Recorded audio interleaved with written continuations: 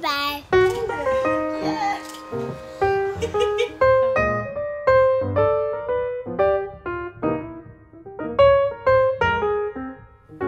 At Achievement for All, we want to make sure no child starts school at a disadvantage. Jack in the Box Preschool in Bournemouth were one of the first settings to sign up to Achieving Early and training in our proven parental engagement approach, known as Taking Time for Talk. He's very shy here. He hasn't spoken to his key worker in the 2 years that he's been here. You don't speak to Karen, do you? At home, he's very much the boss. He's very cheeky and noisy, and your typical little boy. Apparently when he goes swimming, he's there, he's in with it, he makes the most noise, but in here he is just very quiet. So what does it mean to you as a mum to be able to come and have these conversations with the preschool?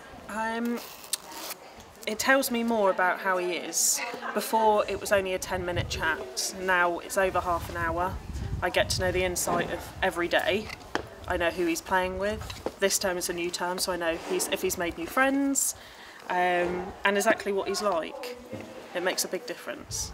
It gives me an insight really to see what he's like outside of here. You know, here he doesn't want to talk to me, but but anywhere else he's really noisy, really in with it. So I get to see the whole Jake, not just part of Jake. I think because we have more of a longer chat, more of those questions are being asked and answered, so it gives me more opportunity to do so. By every key person having those taking time to talk conversations with the parents of the children that they're key working with, then we're recognising the role that they have and the importance of working with parents. Achieving Early is really different because it acknowledges that actually in the early years, this is where we could be identifying children that might need additional needs. Therefore, we need to be aware, we need to upskill the staff, the key workers working with those children to look for those identifying signals, signs through their observations and ensure that the early support is then put in place. They sort of speak to us every now and then and you sort of get the feedback from how well your little ones are doing, which is good. Because you see how they're progressing and sort of growing up a little bit as well. It has definitely changed during the time for talk. Even in the 4 years, there's now things that I know just from talking to Karen, who's our key worker, in the meeting that I just didn't know before, because you just don't have the time. Or you read it and don't really know what it means, but you don't question it because you've got 10 minutes and you just want to get it and go, oh, okay, they've achieved that, okay, that's fine. Whereas now you can actually say, what does that mean? And why is it written like that? I've got a lot of information out of the parents that I wouldn't have necessarily done in our previous format. So it's been really helpful to find a bit more depth behind the child and where the parent thinks they are as well. So how does that change the way you are with the child? It helps me in terms of the children's interests, so they might have a favourite TV programme at home. I might not know that until the parent tells me, so that meeting helps that happen.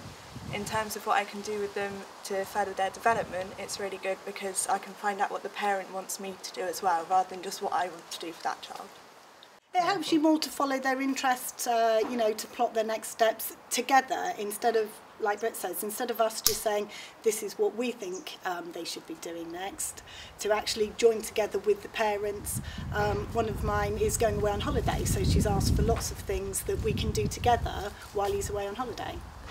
I think it's helped us change how we are as we come in with the children with our key workers, because before, with my older one, I wouldn't really say much to the key worker because I hadn't really had much interaction with her. Yes, I knew she was there if I needed her, but it didn't really take anything to her. Whereas now, with Karen, like the other day she'd done something at swimming, so I come in, oh Karen, guess what? Blah, blah, blah. Because you've had that interaction for longer, you then feel like you, and she's like, oh, have you done a wow flash? She's like, oh no, I haven't done a wow flash. And so then you put it on the wow flash and it goes in a learning journey and stuff like that. So you do feel like you're getting more interaction with them. He wasn't sort of talking to begin with that much or putting sort of sentences together, and now he is, and he's sort of coming together as a little boy and non-stop talking. It's little things that you can pick up on that they might not even realise that they're telling you, because they've always been the same.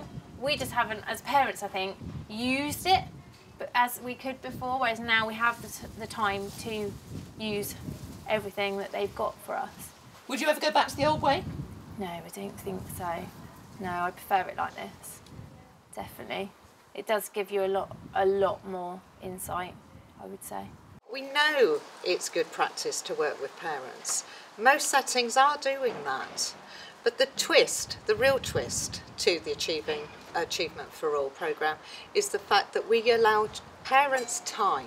We allow our key persons time to actually sit down and have that informative chat, that actually you can build those trusting relationships, but also get to know the child. Because, as Karen quite rightly said, you'll see one side of the child, and any parent will say, well, they're not like that at home, and we need to put the two together, and that is very good early years practice. We know that the life isn't just outside in a setting.